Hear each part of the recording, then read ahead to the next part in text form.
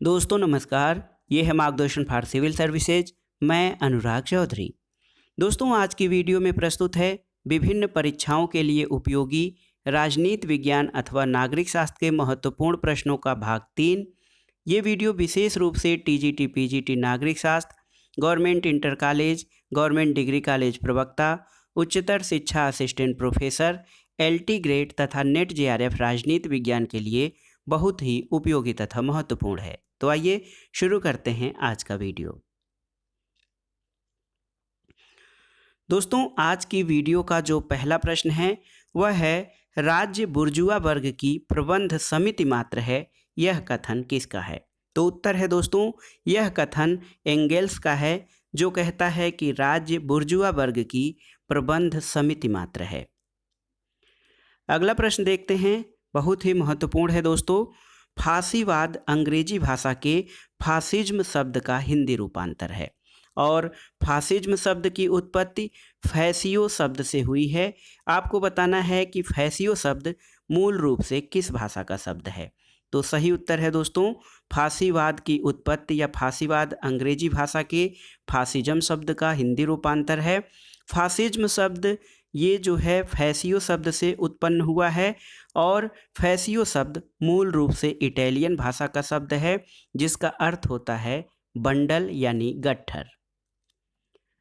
अगला प्रश्न देखते हैं दोस्तों, न्यायिक पुनरावलोकन या जुडिशियल रिव्यू। आपको बताना है कि न्यायिक पुनरावलोकन अथवा जुडिशियल रिव्यू की अवधारणा सर्वप्रथम किस निर्णय के द्वारा स्थापित हुई थी। तो दोस्तों ये बहुत ही महत्वपूर्ण केस रहा है, मारबरी बनाम मेडिसन वाद 1803 का, जो कि यूएसए का केस रहा है, संयुक्त राज्य अमेरिका का। और संयुक्त राज्य अमेरिका के न्यायाधीश मार्शल द्वारा न्यायिक पुनरावलोकन की जो अवधारणा है उसको स्थापित किया गया था। तो उत्तर है दोस्तों, न्यायिक पुनरावलोकन या जुडिशियल रिव्यू की अवधारणा सर्वप्रथम अमेरिका में मारबरी बनाम मेडिसन वाद 1803 में उद्भूत हुई थी। अगला प्रश्न देखते हैं, वह शासन व्यवस्था जिसमें कार्यपालिका और व्यवस्थापिका अपनी अवधि, अपनी शक्तियों और कार्यों के संबंध में एक दूसरे से स्वतंत्र और पृथक रहती हैं, ऐसी शासन प्रणाली क्या कहलाती है? तो सही उत्तर है दोस्तों, वह शासन व्यवस्था जिसमें कार्यपालिका और व्यवस्थापिका अपनी अवधि, अपनी शक्तियों और कार्यों के संबंध में एक दूसरे से पृथक और स्वतंत्र रहती हैं, वह व्यवस्था अध्यक्षात्मक शासन प्रणाली कहलाती है। दोस्तों इसके विपरीत संसदात्मक शासन प्रणाली में व्यवस्थापिका और कार्यपालिका एक दूसरे से अंतर संबंधित होती हैं।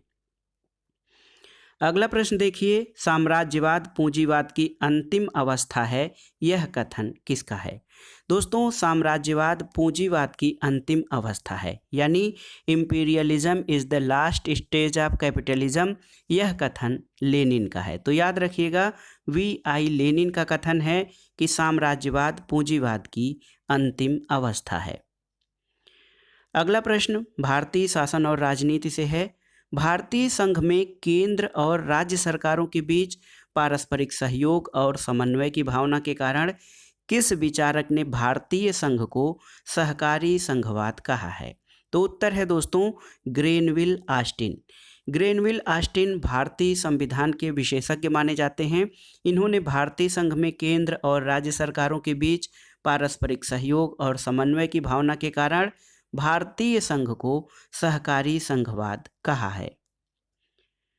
अगला प्रश्न है दोस्तों, हाब्स की महत्वपूर्ण कृति लेवायथन का प्रकाशन वर्ष क्या है?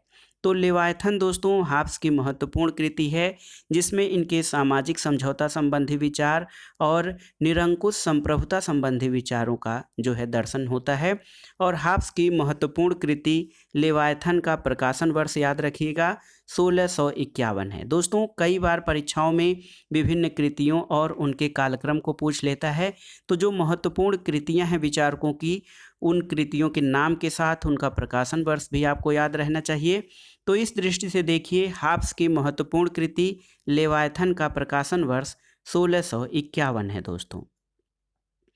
अगला प्रश्न सॉवरेनिटी या संप्रभुता से है। संप्रभुता एक पूर्ण वस्तु है, इसको बांटना, इसे नष्ट करना है। जिस प्रकार से हम एक अर्धवर्ग या अर्ध त्रिभुज की कल्पना नहीं कर सकते हैं, उसी प्रकार संप्रभुता को विभाजित नहीं किया जा सकता है। ये कथन किसका है?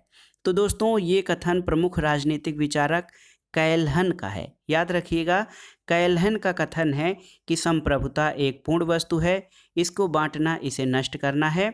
जिस प्रकार हम एक अर्धवर्ग या अर्ध त्रिभुज की कल्पना नहीं कर सकते, उसी प्रकार संप्रभुता को विभाजित नहीं किया जा सकता है।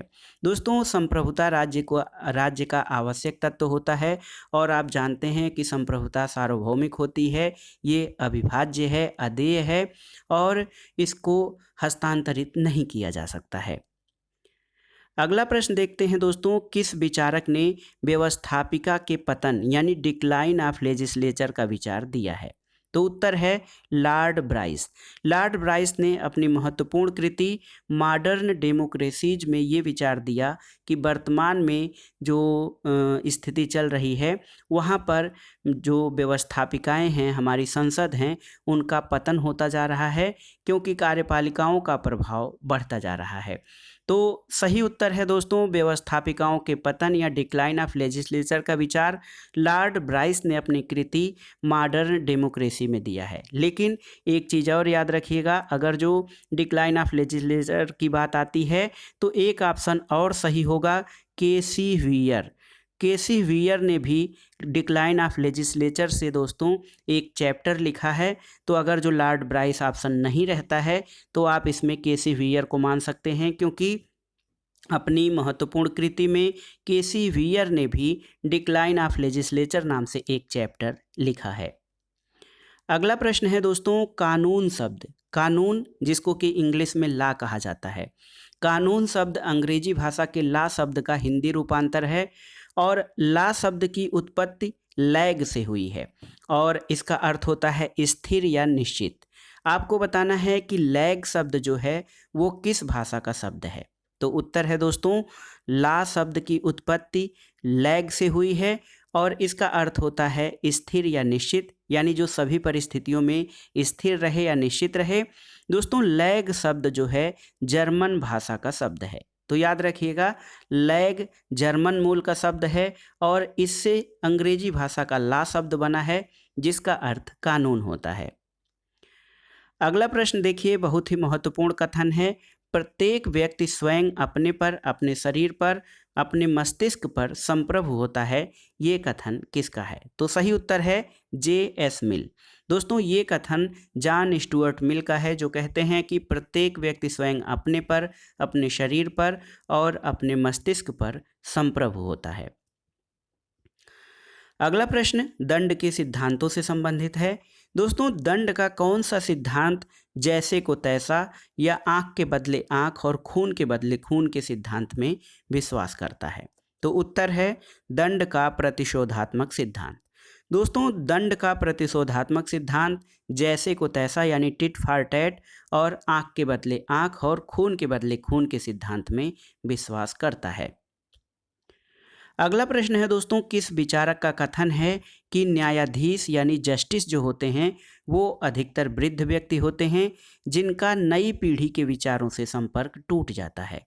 तो उत्तर है H.J. लास्की।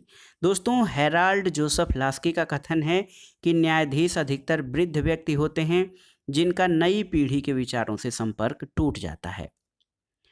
अगला प्रश्न स्वतंत्रता और समानता के विवाद को लेकर है कि ये एक दूसरे के पूरक हैं अथवा विरोधी। तो देखिए, स्वतंत्रता और समानता से संबंधित एक महत्वपूर्ण कथन है कि स्वतंत्रता की समस्या का केवल एक ही समाधान है कि वह समानता में निहित है।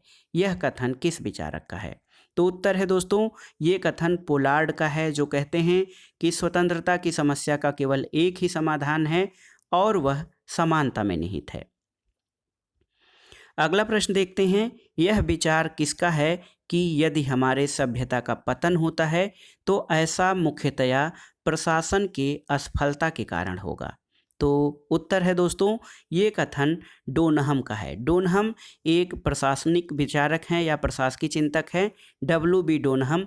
वो कहते हैं कि यदि हमारी सभ्यता का पतन होता है तो ऐसा मुख्यतया प्रशासन की असफलता के कारण होगा। अगला प्रश्न, कथन है कि जिस प्रकार स्त्री के लिए मातृत्व है उसी प्रकार पुरुष के लिए युद्ध है, ये कथन किसका है? तो ये कथन दोस्तों इटली के तानाशाह मुसोलिनी का है, जो कहता है कि स्त्री के लिए मातृत्व उतना ही आवश्यक है जिस प्रकार से पुरुष के लिए युद्ध है।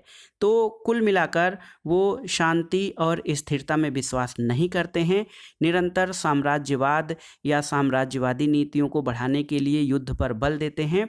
इसी कारण मुसोलिनी का कहना है कि जिस प्रकार स्त्री के लिए मातृत्व है उसी प्रकार पुरुष के लिए युद्ध है। एक प्रश्न है, देखिए, किस विचारक ने लोकतंत्र की आलोचना करते हुए इसे दुष्टों का कुलीन तंत्र कहा है? तो उत्तर देखिए टेलीरेंट। याद कर लीजिएगा दोस्तों, इस प्रश्न को मैं स्टार कर दे रहा हूँ, बहुत ही महत्वपूर्ण है। किस विचारक ने लोकतंत्र यानी डेमोक्रेसी को दुष्टों का कुलीन तंत्र कहा है? तो ये विचारक हैं टेलीरेंट। टेलीरेंट ने लोकतंत्र को दुष्टों का कुलीन तंत्र कहा है। एक और महत्वपूर्ण प्रश्न है दोस्तों, लोकतंत्र को लोकतंत्र न कहकर बहुलतंत्र यानी पॉलीआर्की कहा जाना चाहिए, ये विचार किसका है? तो सही उत्तर है, ये विचार रॉबर्ट डहेल का है। रॉबर्ट डहेल एक बहुलवादी विचारक हैं। वो लोकतंत्र को लोकतंत्र कहना पसंद नहीं करते हैं। वो कहते हैं कि लोकतंत्र को लोकतंत्र न कहकर बहुलतंत्र यानी पॉलीआर्की कहा जाना चाहिए। अगला प्रश्न है दोस्तों, किस विचारक को आधुनिक अंतर्राष्ट्रीय कानून का जनक कहा जाता है? आधुनिक अंतर्राष्ट्रीय कानून यानी इंटरनेशनल लॉ का जनक किसे कहा जाता है? तो उत्तर है ह्यूगो ग्रोसियस। दोस्तों, ह्यूगो ग्रोसियस को अंतर्राष्ट्रीय कानून का जनक कहा जाता है और ह्यूगो ग्रोसियस की महत्वपूर्ण पुस्तक है the law of war and peace. याद रखिएगा, ह्यूगो ग्रोसियस जिनको कि अंतर्राष्ट्रीय कानून का जनक कहा जाता है, उनकी महत्वपूर्ण कृति जिससे इनको प्रसिद्धि मिली थी वो है the law of war and peace. अगला प्रश्न देखते हैं दोस्तों, प्लेटो की महत्वपूर्ण कृति द रिपब्लिक का उपशीर्षक क्या है? आपको बताना है कि रिपब्लिक का सब टाइटल या उपशीर्षक क्या है। तो दोस्तों, प्लेटो की महत्वपूर्ण कृति रिपब्लिक का उपशीर्षक है न्याय से संबंधित यानी कंसर्निंग जस्टिस। याद रखिएगा, रिपब्लिक जो है वो न्याय पर आधारित या न्याय के सिद्धांतों पर आधारित महत्वपूर्ण पुस्तक है, इसीलिए इसका उपशीर्षक कंसर्निंग जस्टिस कहा गया है। अगला प्रश्न है दोस्तों, रूसो द्वारा लिखित कृति एमाइल। एमाइल रूसो की महत्वपूर्ण कृति है। आप जानते हैं कि रूसो की कृति सोशल कॉन्ट्रैक्ट है और वह एक समझौतावादी विचारक है, लेकिन रूसो के जो विचार रहे हैं वो बहुआयामी रहे हैं। उसने कई क्षेत्रों में अपना विचार रखे हैं। प्रश्न ये है कि रूसो द्वारा लिखित कृति एमाइल किस विषय पर लिखा गया महत्वपूर्ण ग्रंथ है? तो सही उत्तर है दोस्तों शिक्षा पर। रूसो की कृति एमाइल जो है वो शिक्षा पर लिखा गया महत्वपूर्ण ग्रंथ है। अगला प्रश्न है, प्राचीन भारत के इतिहास से धर्मशास्त्र के प्रणेता मनु जो हैं वो धर्म को सर्वोपरि स्थान देकर राज्य को धर्म के अधीन कर देते हैं, जबकि अर्थशास्त्र के रचयिता कौटिल्य किसे सर्वोच्च स्थान देते हैं? तो दोस्तों, अर्थशास्त्र के रचयिता कौटिल्य जो हैं वो अर्थ को जो है सर्वोच्च स्थान देते हैं और अर्थशास्त्र का मतलब इकोनॉमी या इकोनॉमिक्स से नहीं है, बल्कि अर्थशास्त्र का मतलब उस भूमि से है जिस पर लोग रहते हैं और उस भूमि के प्रसार से है। तो याद रखिएगा, कौटिल्य जो है वो एक धर्मनिरपेक्ष विचारक हैं और राज्य को वो धर्म के अधीन नहीं करते हैं जिस प्रकार से धर्मशास्त्र के प्रणेता मनु करते हैं।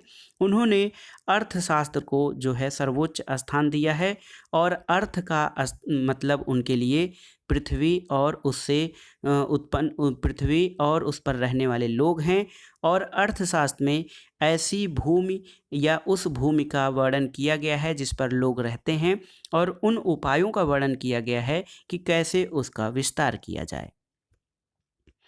अगला प्रश्न है दोस्तों, लेवायथन। देखिए, लेवायथन हाब्स की महत्वपूर्ण कृति है।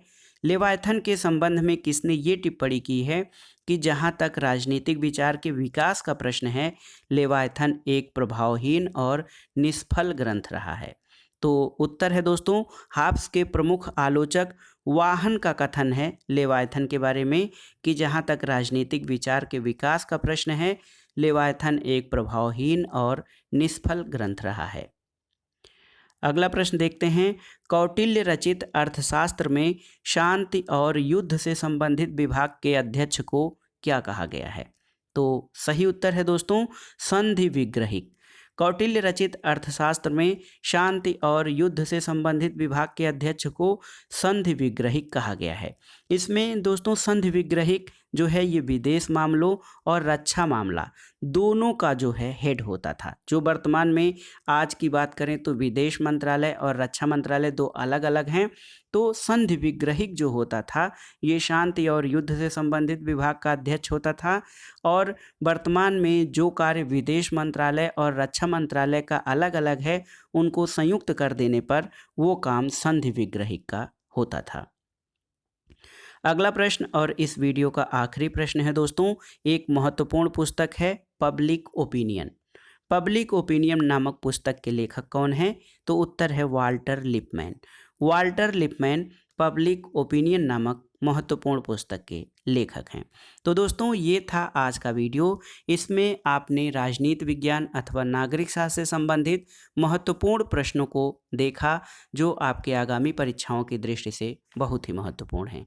दोस्तों ये प्रश्न विशेष रूप से TGT, PGT, LT grade, net JRF राजनीति विज्ञान, केंद्रीय विद्यालय संगठन, इसके अलावा गवर्नमेंट इंटर कॉलेज और गवर्नमेंट डिग्री कॉलेज तथा उच्चतर शिक्षा सेवा चयन बोर्ड द्वारा आयोजित परीक्षाओं के लिए बहुत ही उपयोगी तथा महत्वपूर्ण है। आप इन प्रश्नों को नोट कर लीजिएगा और आप इसका पीडीएफ भी डाउनलोड कर सकते हैं दोस्तों। लिंक मैं डिस्क्रिप्शन बॉक्स में डाल दूंगा।